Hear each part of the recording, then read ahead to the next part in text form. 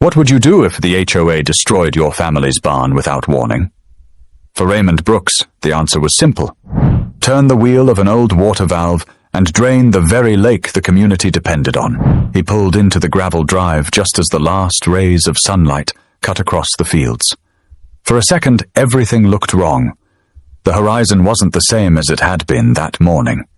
The place felt hollow.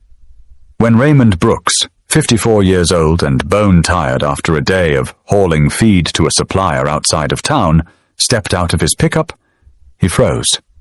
Where his family's barn had stood for nearly a century, 3 generations of sweat and history, there was nothing but a flattened mess of boards, twisted tin roofing, and splintered beams. His mouth went dry. His knees buckled a little, and he gripped the truck door to steady himself. "What in the hell?" he muttered. Raymond dropped his work gloves on the ground and walked slowly toward the ruin, crunching glass under his boots. The air still smelled of diesel and sawdust. He saw tire tracks in the dirt, fresh ones, deep and wide, the kind heavy machinery leaves behind. That barn wasn't just a building. It had been the backbone of his life. Inside were his tractors, tools, a hay baler he'd spent years keeping alive, and boxes of keepsakes his late father left behind. He had rebuilt the roof himself after a storm back in '92. And now it was gone. Across the fence line, 3 figures stood near a black SUV with tinted windows. One of them was Karen Whitfield, the president of the Lakewood Estates Homeowners Association. Her hair was pulled tight in a bun, her crisp blazer making her look more like a corporate lawyer than a neighbor. Next to her were 2 board members, arms crossed, satisfied expressions plastered on their faces. Raymond stormed toward them, fists clenched. "You did this!" His voice cracked as he shouted across the grass. Karen didn't flinch. "Mr. Brooks, the board voted unanimously.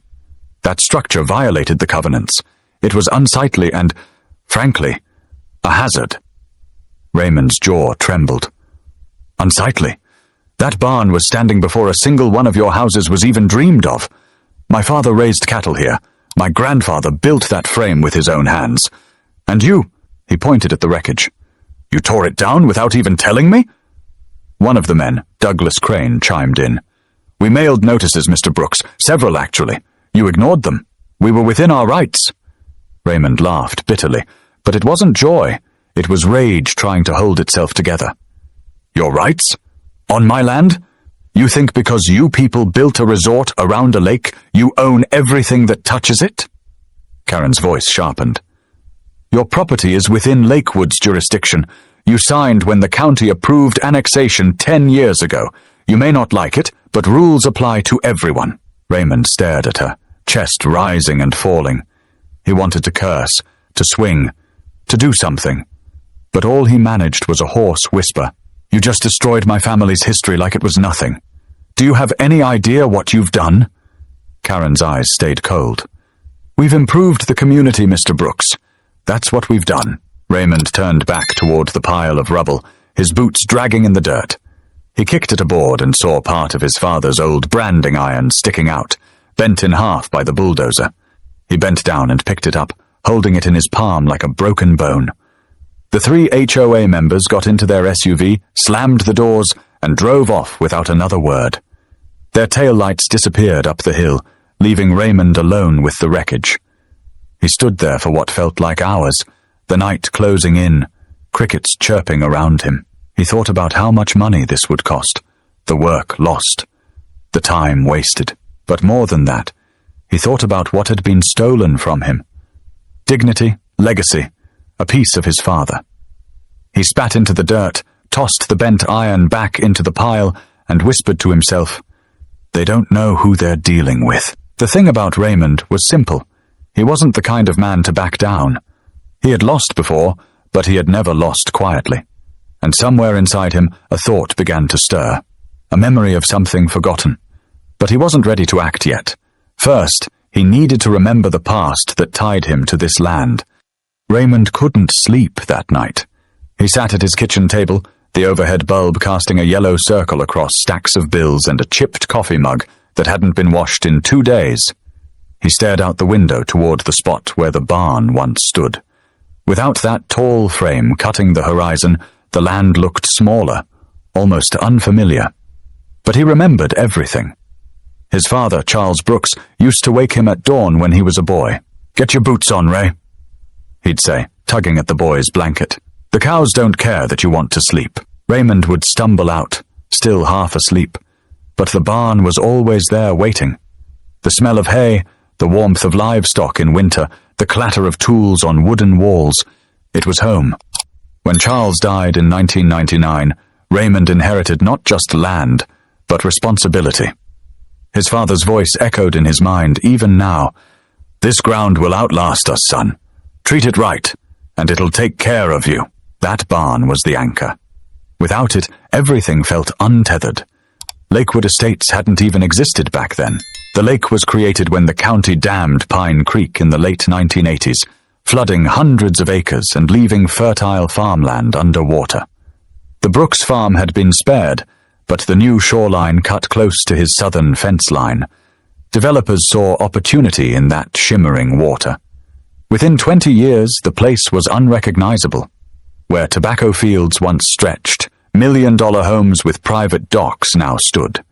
Raymond never fit in with the newcomers. He drove an old Ford pickup, wore boots with mud caked on them, and spoke plain. They drove imported SUVs and talked about property values over wine tastings. Still, he tried to keep peace, until the HOA started sending letters. The letters came regular as the seasons, complaints about the appearance of his barn, about unapproved structures like his chicken coop, about noise violations when his dogs barked at coyotes in the middle of the night. Raymond ignored most of it. He wasn't part of their club. He hadn't bought in. His family had been there long before Lakewood was even on a map. He thought that made him untouchable. Clearly he'd been wrong. That night, as the clock ticked past midnight, Raymond picked up the phone. He called his younger sister, Janine Douglas, who lived 40 miles away in Spartanburg. She answered groggily. "Ray, it's midnight. What's wrong?" "They tore it down, Janine." His voice cracked. "The barn's gone. HOA sent a crew while I was gone. Everything's gone." There was a long silence. Then Janine's voice sharpened. "What do you mean, gone?" "Bulldozed. Flattened. Like it never existed. They said it violated some rule." "That barn was Daddy's. That barn was ours. They can't do that." "They already did." Janine swore under her breath. "Ray, you've got to fight this. Take them to court." Raymond rubbed his forehead. "Court takes money. They know that. They think I'll just roll over." "Well, will you?" Raymond didn't answer right away. His eyes shifted to the dark outline of the lake, shimmering under the moonlight. That lake had once been his father's fishing hole, before the county expanded it with the dam. Back then, Charles had warned him about the new water valve they'd installed on their side of the property. Big steel wheel set into the ground, used to control levels when storms came. "Don't ever forget, Ray," his father had told him. "We still hold the rights to that valve. County made sure of it. Don't let anyone tell you different." Raymond had almost forgotten. Almost. But sitting there in the kitchen, staring at the glint of moonlight on the water, he remembered every word. He didn't tell Janine yet. Instead, he whispered, "No, I'm not rolling over. Not this time." Janine sighed. "Good. Because if Daddy was here, he'd raise hell. Don't let them erase us, Ray." When they hung up, Raymond stood at the window a long time. The land had changed, yes, but he still had one thing they didn't know about, one thing they couldn't control. But he wouldn't act on it just yet. First, the HOA had to feel like they'd won. The next morning, Raymond was back outside before the sun had fully climbed over the tree line. He walked slowly across the yard, kicking at stray planks left behind from the demolition. Every step felt heavier than the last. A century-old barn, gone in a single afternoon. He stopped and stared at a pile of crushed tin that used to be the roof. Pieces of his father's handwriting, labels scrawled on boxes, old receipts, were scattered in the dirt like trash. By 8 o'clock, word had already spread through Lakewood Estates. Pickup trucks and golf carts alike drifted by his driveway, neighbors slowing down just enough to catch a glimpse of the wreckage. Some looked away quickly, not wanting to meet his eyes. Others lingered, whispering to their passengers before pulling off. One neighbor, Ellen Strauss, pulled her silver Lexus to the edge of his property. Ellen was in her 60s, polite but sharp-tongued, known for organizing charity luncheons and sending out lengthy HOA newsletters. She stepped out, heels clicking against the gravel. "Raymond," she called gently. "I heard about what happened. I'm sorry." Raymond folded his arms. "Sorry doesn't bring it back," Ellen hesitated. "You know how it is. Some folks around here think appearances are everything, but not everyone agreed with Karen. Plenty of us thought that barn had character." Raymond's eyes narrowed. Character? That barn wasn't decoration. It was my life. My tools, my equipment, my history. They didn't just take down a building. They took part of my family. Ellen pressed her lips together. She looked like she wanted to say more, but she retreated. "I'll see what I can do at the next board meeting." She climbed back into her car and drove off. Raymond muttered under his breath. Board meeting. Always meetings, never a damn ounce of common sense. As the morning dragged on, the loss hit harder. He tried to salvage what he could, stacked broken beams, pulled nails from planks, but everything smelled of fuel and splintered dreams. By noon, sweat ran down his back, and frustration boiled over. He hurled a bent shovel across the dirt, letting out a raw yell that startled a flock of crows into flight. That was when his closest neighbor, Samuel Price, strolled up from the adjoining field. Sam was one of the few old-timers left, a retired electrician with rough hands and a kind heart. "Ray," Sam said quietly, leaning against the fence. "I saw the trucks yesterday. Couldn't believe it." Raymond wiped his face with a rag. "Believe it. They didn't even warn me. Came home to rubble." Sam shook his head. "They've been pushing for years. You were the last holdout. Barn was in their way of keeping everything shiny for the tourists." Raymond squatted down, picked up a twisted latch from the dirt, and held it out. "See this? My dad built this gate by hand. They didn't just flatten wood. They flattened him." Sam stayed quiet for a moment, then said, "You gonna fight them?" Raymond looked toward the lake shimmering in the distance. "They think I can't. That I don't have the money or the stomach for lawyers." Sam followed his gaze. "You still got that old valve, don't you? Heard your daddy mention it once." Raymond turned to him slowly, narrowing his eyes. "Funny you remember that." Sam shrugged. "I remember everything your daddy told me. He said the county gave your family maintenance rights in writing. No one else knows it's still good. That's power, Ray. More than any lawsuit." Raymond didn't answer right away. The idea had already been circling in his head since the night before, but hearing Sam say it out loud made it real. "You're telling me to use it?" Raymond asked. Sam's face hardened. "I'm telling you they won't stop until you push back. They'll take every inch you give them. Sometimes you've got to remind people whose ground they're standing on." The words hung heavy in the air. Raymond turned back toward the pile of rubble, his heart pounding. The HOA thought they'd buried him, but maybe they'd only woken something up. That afternoon, as HOA members held an emergency luncheon at the clubhouse, Raymond noticed their cars lined up in neat rows. He could almost hear their smug voices inside, congratulating each other on ridding the neighborhood of his eyesore. He tightened his jaw. They had power in numbers, sure, but he had something far greater, control over the very lake they built their empire around. But before he turned that wheel, he wanted them to feel safe, like they'd finally won, so that when the water started dropping, it would hit them like thunder. The lake shimmered that evening as the sun sank low, throwing orange streaks across the water. From a distance it looked peaceful, perfect even. Families grilled on their decks, children splashed near their docks, and couples paddled out in kayaks. To them, Lakewood Estates was a picture of comfort. To Raymond, it was a reminder of what had been stolen. He stood at the edge of his property, staring down the slope where tall grass hid a rusted steel door bolted into concrete. The old water control valve. Most people didn't even know it existed. To Raymond, it had been part of his childhood. He remembered the day his father showed it to him. He must have been 12. Charles had led him down through thick brush, the smell of mud and honeysuckle heavy in the air. "This here," Charles had said, patting the cool steel, "is the lever that keeps their paradise afloat. They dammed Pine Creek to build this lake, but the county kept us responsible for this valve. If the water rises too high, we release it. Simple as that. Raymond had asked, "Why us?" His father grinned. "Because our land touches the source. They had no choice. Remember this, son. They might build around us, but they don't own us. We've got roots deeper than their foundations." Now, decades later, Raymond knelt beside that same steel door. The weeds brushed against his arms, the metal cool under his fingers. The wheel was big, painted once in red, but now eaten with rust.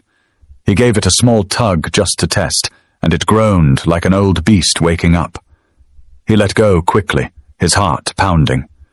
The temptation was real. He could already imagine the docks tilting, the HOA's pristine shoreline turning into cracked mud. He could picture Karen Whitfield's face when her kingdom started to drain away. But another thought crept in.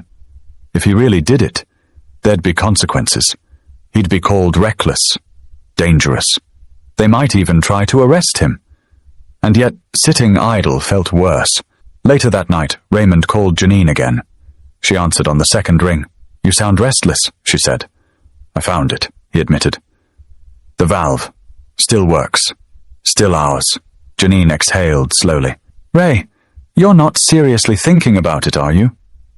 "They took everything from me, Janine. That barn was my whole life. They walked all over me like I didn't matter."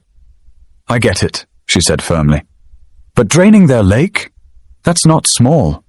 That's going to hit more than just them. What about families who don't care about the HOA politics? Kids who swim there? People who fish?" Raymond paced the kitchen. "You think I don't know that? But you didn't see their faces when they watched it fall. They didn't see me as a man. They saw me as an obstacle. I can't let that stand." There was silence on the line, then Janine's voice softened. "Just promise me if you do anything, you'll think about what Daddy would say." Raymond stopped pacing. His father's voice echoed in his mind again. "Don't let anyone tell you different." He ended the call, unable to answer her. The next morning, Raymond stopped by Sam Price's place. Sam was already on his porch with a cup of coffee, looking like he'd been waiting for him. "You couldn't sleep either, huh?" Sam asked. "Not a wink," Raymond admitted. He sat on the steps, elbows on his knees. "I went down there last night, put my hand on the wheel." Sam raised an eyebrow. And I nearly turned it." Sam studied him, then sipped his coffee. "You turn that wheel, you'll change everything. They'll never see you the same again." "That's the point," Raymond snapped. "They see me as weak. They see me as disposable. Maybe it's time they see me as the man who holds the key to their lake." Sam leaned closer. "Just make sure you're ready for what comes after. You think they were ruthless with your barn? Wait until you threaten their property values. They'll come at you with lawyers, sheriffs, whatever they can." Raymond's jaw tightened. "I've been bullied long enough." Sam didn't argue further. He just nodded toward the slope. "Then go on. Remind them who they're messing with." That evening, Raymond stood at the valve again, the lake calm above, the rusted wheel beneath his hands. For a long time he just stared, his pulse beating in his ears. He thought about his father, about the barn, about Karen's cold voice. He tightened his grip, and this time, he didn't let go. The wheel turned slowly at first, groaning under the pressure. Then smoother. A rush of water gurgled through the pipes below, echoing in the earth. Raymond stepped back, breathing hard as the sound grew louder. The lake had been theirs for too long. Now, it was his move. But he didn't yet realize how fast the water would fall, or how quickly the HOA's panic would spread. By morning, the change was impossible to ignore. The sun reflected off rippling water that no longer lapped against the docks, but sat nearly 2 feet lower than it had the day before. Wooden piers stuck out awkwardly, their support posts exposed like bare bones. At first, residents thought it was just the summer heat. "Evaporation," some muttered as they watered their lawns. But by noon, as boats tilted sideways in their slips, whispers spread like wildfire. Something was wrong. Raymond watched it all unfold from his porch. He sat in an old rocking chair, a mug of black coffee in his hand, pretending not to notice the parade of SUVs creeping past his driveway. Neighbors pointed at the lake, then at him. Some even slowed down, glaring, as if they already suspected. By mid-afternoon, the HOA's emergency group chat was in overdrive. Karen Whitfield was the loudest voice, firing off messages about unexplained water loss and possible interference. Within hours, she had scheduled a board meeting at the Lakewood clubhouse. Raymond chuckled to himself as he read the flyer slipped under his mailbox. Urgent meeting tonight. Attendance strongly encouraged. Around 5 o'clock, Sam Price stopped by. He leaned against the porch railing, squinting at the sinking shoreline. "You really did it." Raymond didn't deny it. "Turned it halfway last night, just enough to get their attention." Sam shook his head, half smiling. "Well, you've got it now. They're squawking like hens at a hawk's shadow. Whole community's in an uproar." Raymond sipped his coffee. "Good. Let them panic. Maybe now they'll think twice about tearing down something that wasn't theirs to touch." Sam hesitated. "I'll say this, Ray. You've got guts. But this is a line you can't uncross." Raymond set his mug down. "I know. That's the point." That evening, the clubhouse parking lot overflowed with shiny vehicles.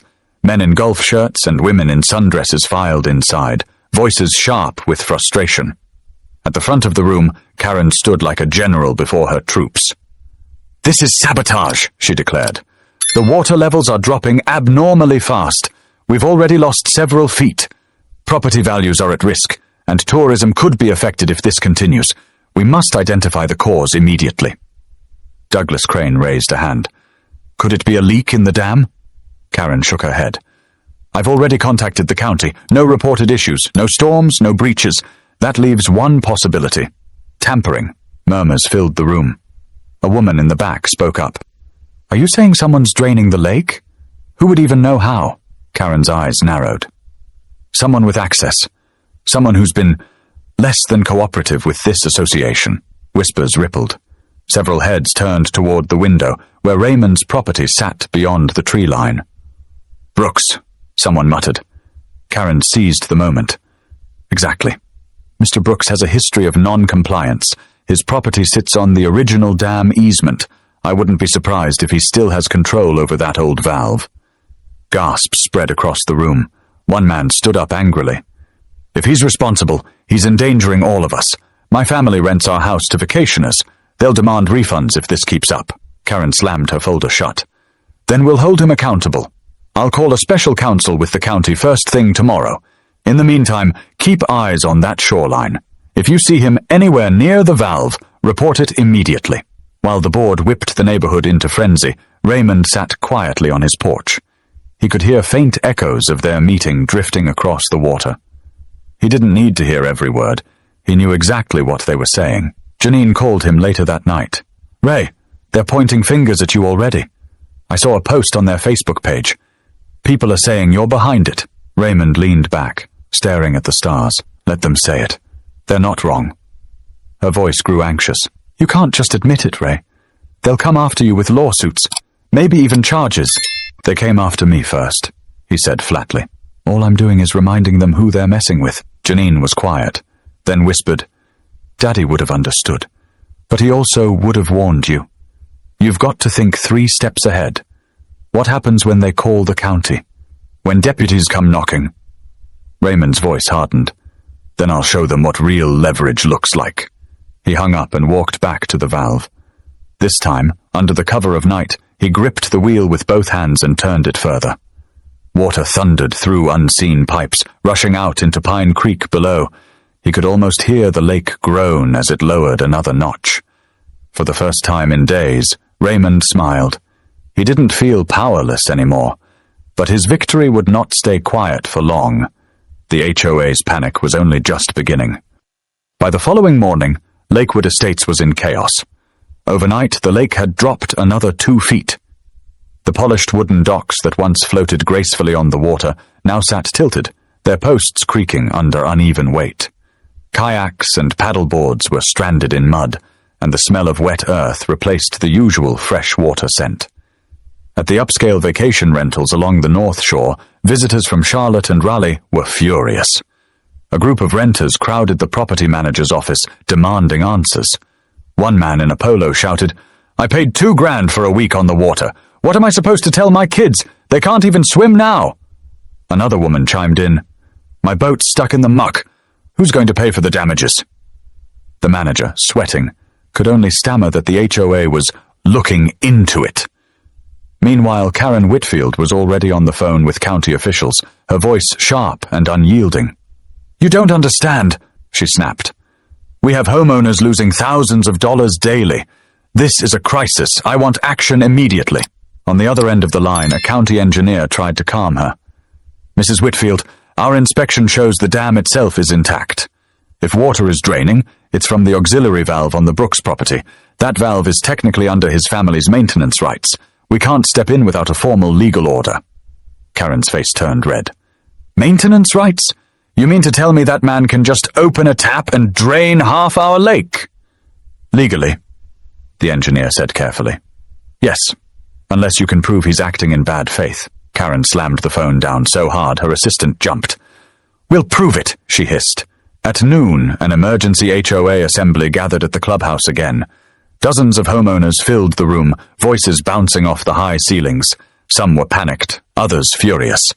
Douglas Crane took the floor first. "This is unacceptable. My wife's tennis group had to cancel because the clubhouse pool can't be filled properly without lake water. This man is sabotaging us." From the back, Ellen Strauss raised her voice. "We can't just accuse without proof. If the valve is his by law, we might be the ones crossing the line." Karen spun on her. "Ellen, don't play naive. He's retaliating because we finally enforced the rules. He thinks he can hold this community hostage." Murmurs spread. A young homeowner, Justin Meyer, stood up. "Well, what if he keeps turning it? We'll lose everything. Our docks, our fish, our property values. My house is already listed on Airbnb. I can't afford cancellations." Karen lifted her chin. "Then we act. Tonight, we organize shifts to monitor him. If he approaches the valve, we'll document it. And tomorrow, I'll file for an injunction with the county court." The room erupted in mixed cheers and nervous chatter. Fear and anger had fused into a single demand. Do something, and do it now. While the HOA boiled over, Raymond spent the day working on his land like nothing had changed. He patched a section of fence, spread seed in the pasture, and ignored the parade of cars slowing at the roadside. From his porch, he could see the lake dipping lower and lower, exposing rocks that hadn't been touched by air in decades. Sam Price walked over in the late afternoon, hands in his pockets. "They're losing it," he said, nodding toward the lake. "Heard yelling all the way from the clubhouse. Folks are saying you're bleeding them dry on purpose." Raymond didn't look up from his work. "Let them say it. They've been bleeding me dry for years," Sam sighed. "Ray, this isn't just gossip anymore. I heard Karen's calling in the county judge. If they get a court order, you'll have deputies at your door." Raymond paused, leaning on his shovel. "Then they'll find me right here, same as always." "I'm not hiding." Sam studied him. "You sure you're ready for what comes next?" Raymond's eyes hardened. "They wanted a fight. Now they've got one." That night, as the HOA gathered volunteers to keep watch, Raymond sat on his porch in silence. The frogs croaked by the shrinking shoreline, and the air carried the faint stink of mud. For the first time in years, he felt like he wasn't the one being pushed around.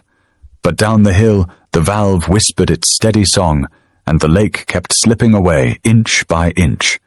But the longer the water fell, the louder the outrage would grow, and soon even the county couldn't ignore it. By the third day, Lakewood Estates looked like a disaster zone dressed in golf carts and khaki shorts. The shoreline that once shimmered in real estate brochures had collapsed into muck-stained clay. Fish flopped in shallow pools where the water had receded, and abandoned paddle boats leaned awkwardly on their sides. Local news vans had already parked along the entrance road. Reporters held microphones, their cameras pointed toward the lake. The headline scrolling across the morning broadcast was brutal. "Private community lake draining mysteriously. Residents blame local farmer." Raymond watched the coverage from his living room, the volume low. The camera zoomed in on Karen Whitfield as she stood at the clubhouse steps, perfectly groomed despite the chaos behind her. "This is a deliberate act of sabotage," she told the reporter, her voice full of righteous fury. "Mr. Brooks has been hostile toward this community for years. We believe